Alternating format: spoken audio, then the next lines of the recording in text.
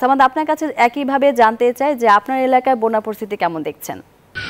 ধন্যবাদ। আসলে সিরাজগঞ্জে কিন্তু বন্যা পরিস্থিতির অবনতি হচ্ছে। আজকে এই মুহূর্তে কিন্তু এই যমুনা নদীর পানি বিপদসীমার 45 সেন্টিমিটার উপর দিতে প্রবাহিত হচ্ছে। এ কারণে কিন্তু যে বসত বাড়িগুলো যে দেখছেন সেই বসত বাড়িগুলো তলিয়ে রয়েছে। এইরকম অবস্থা কিন্তু সিরাজগঞ্জের 5টি উপজেলার 34টি ইউনিয়নের, তারা কিন্তু দীর্ঘ 15 দিন যাবত এইভাবে পানিবন্দী রয়েছে। আসলে যারা পানিবন্দী তারা আসলে শ্রমিক এবং কৃষক হওয়ায় তারা কিন্তু চরম বিপাকে পড়েছে। তাদের কাজকর্ম না থাকায় কিন্তু তারা অর্ধাহারে অনাহারে জীবন কাটাচ্ছে এবং দীর্ঘ সময় পানিতে থাকে হাত পা ঘা দেখা দিয়েছে এবং শিক্ষা প্রতিষ্ঠানগুলো যে রয়েছে সেগুলোও কিন্তু বন্ধ রয়েছে।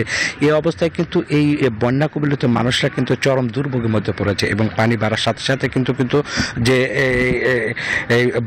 ভাঙন এলাকা রয়েছে সেই ভাঙন কিন্তু তীব্র দেখা দিচ্ছে। এতে কিন্তু প্রতিদিন নিঃস্ব হচ্ছে হাজার হাজার মানুষ। আর একজন ভুক্তভোগীর সাথে কথা বলো, আপনাদের কি অবস্থা?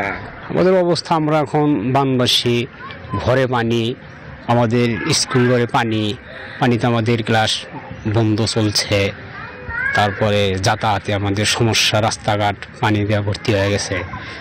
এমনি সহায়তা কোনো কিছু পাইছে? সহায়তা বলতে আমরা এখন পর্যন্ত সরকারিভাবে কোনো সহায়তা পাইতেছি না। তো সহায়তা পাইলে আমরা খুব একটু চলার জন্য আমাদের ব্যবস্থা হবে আর কি। ধন্যবাদ। আপনারা শুনছিলেন এই যে বন্যা কবলিত মানুষ এসে তাদের মধ্যে জেলা প্রশাসন থেকে 10 কেজি করে চাল বরাদ্দ দেওয়া হয়েছে, কিন্তু তা কিন্তু একেবারে অপ্রতুল এবং অনেক মানুষের কাছে কিন্তু এই ত্রাণ পৌঁছেনি। এই অবস্থায় কিন্তু যারা বন্যা কবলিত বানবাসী দুর্বিষহ মানুষ রয়েছে তারা কিন্তু সরকারি এবং বেসরকারি যে সহযোগিতা সেই সহযোগিতা কামনা করেছেন। এই ছিল আমার কাছে সিরাজগঞ্জ থেকে বন্যা পরিস্থিতির সর্বশেষ পরিস্থিতি। স্টুডিওতে মাহমুদ আমনি আপনার কাছে।